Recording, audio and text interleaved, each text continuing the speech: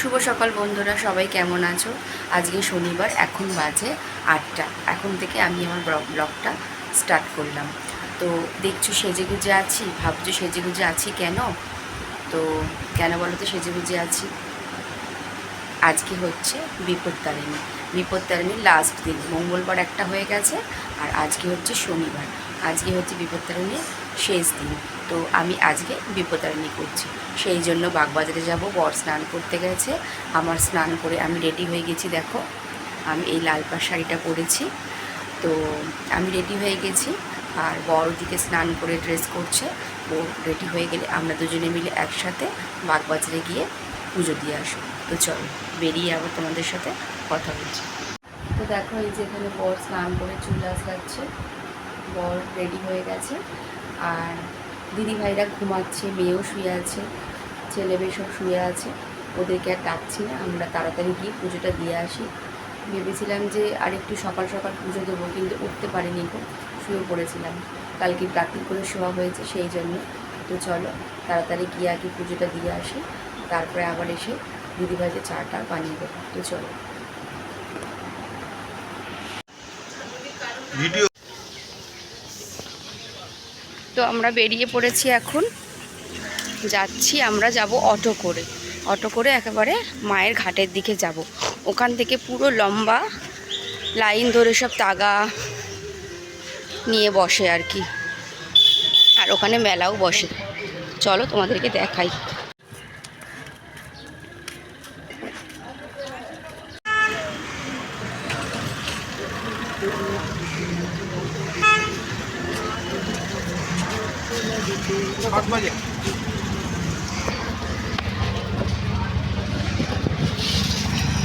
এই যে অটোতে আমরা বসে গেছি।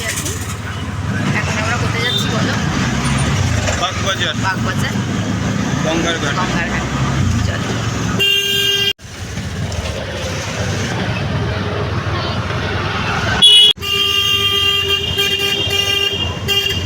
তো আমরা দেখো এখন আমরা যাচ্ছি হচ্ছে মায়ের গঙ্গার ঘাটের দিকে। তো এই দিকের হচ্ছে গঙ্গার দিকটা, চলো যাই তোমাদেরকে দেখাই। খেলনা, এখানে প্রচুর বড় মেলা বসে। এখানে দেখো সবাই নিয়ে বসেছে। এখানে দেখো আবার সব মিষ্টিও বিক্রি হচ্ছে। বাবা না,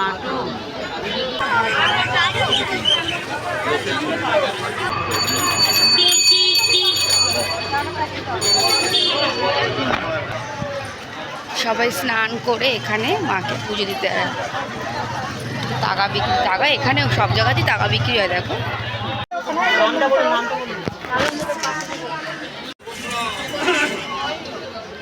এই দাদা দোকান থেকে ফুল নিচ্ছি আমরা।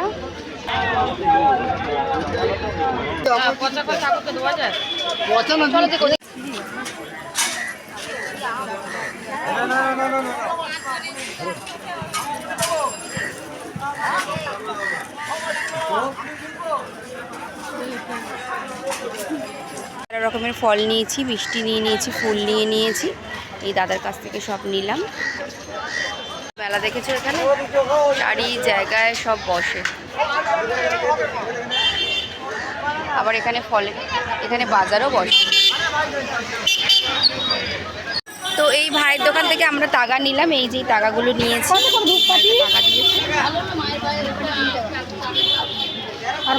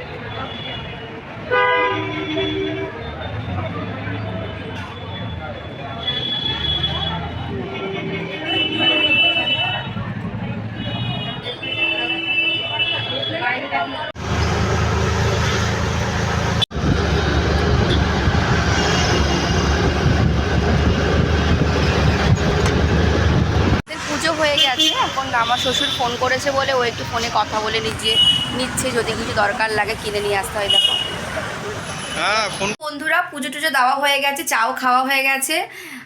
তো এখন এবার আজকে তো নিরামিষ রান্না হবে, আর দিদি ভাইরা খাবে হচ্ছে আমার জায়ের ঘরে।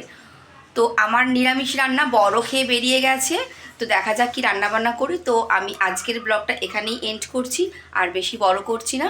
তোমরা সবাই ভালো থেকো, যদি আমার ব্লগটা ভালো লেগে থাকে তাহলে লাইক, শেয়ার, কমেন্ট এবং সাবস্ক্রাইব করো। টাটা।